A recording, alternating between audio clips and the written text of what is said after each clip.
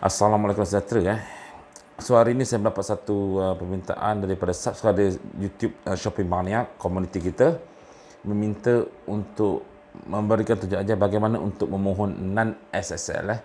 Sebelum kita pergi ke topik ini, biar saya terangkan dulu kenapa anda perlukan non SSL. Non SSL dipanggil non Shopee Supporter Logistik, di mana anda tidak menggunakan kourier yang disediakan oleh Shopee dan anda menggunakan kourier anda sendiri.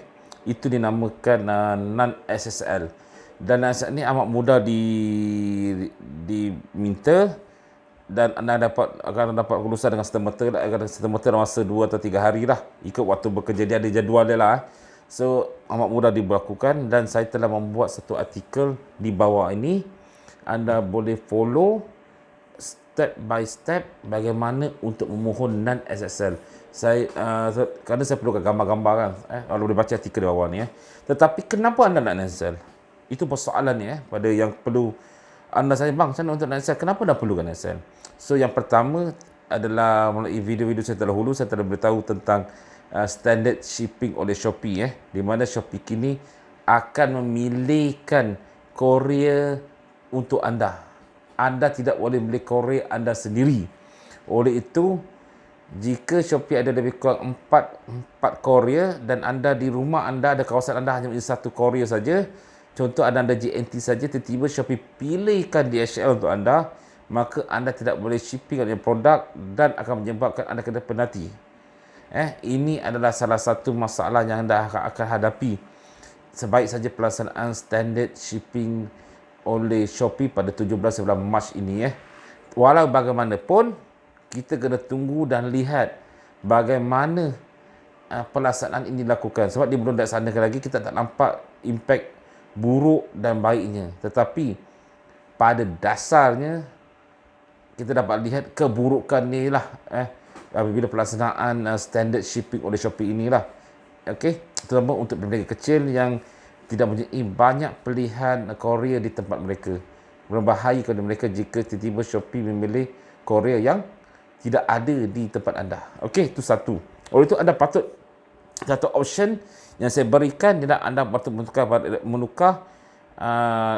tidak menggunakan, lagi cantik ni, tidak menggunakan SSL dan tukar pada non SSL. Alright.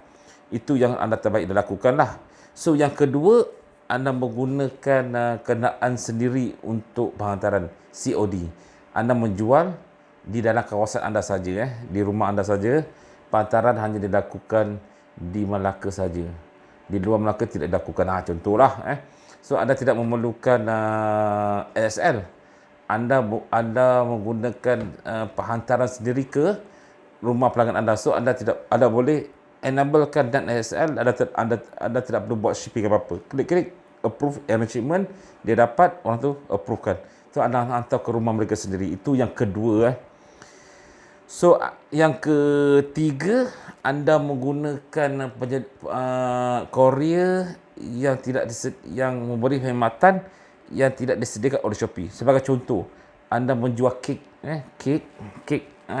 orang order kek, tak ada, artinya contoh sebagai JNT, Ninja Van, DHL, Bos Laju tak ada menggunakan sebuah perkhidmatan untuk kek. Anda mempunyai kourier lain. Contoh kourier Cake Fast, kourier Cake Fast.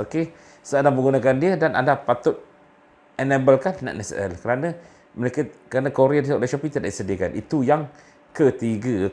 Yang keempat, biasalah, jika anda menjual produk-produk digital seperti tiket, e-book, voucher, di mana dia bukan barang yang fizikal.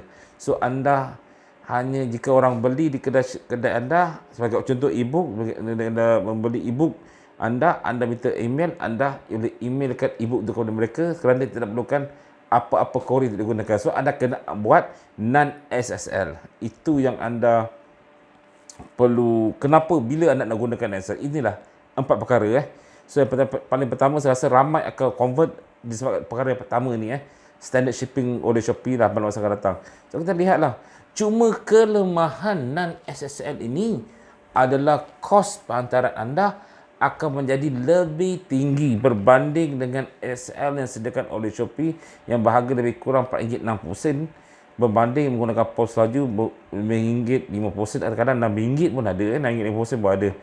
So artinya kos anda akan meningkat dalam RM1 hingga RM2 lah jika menggunakan non SSL. Okey.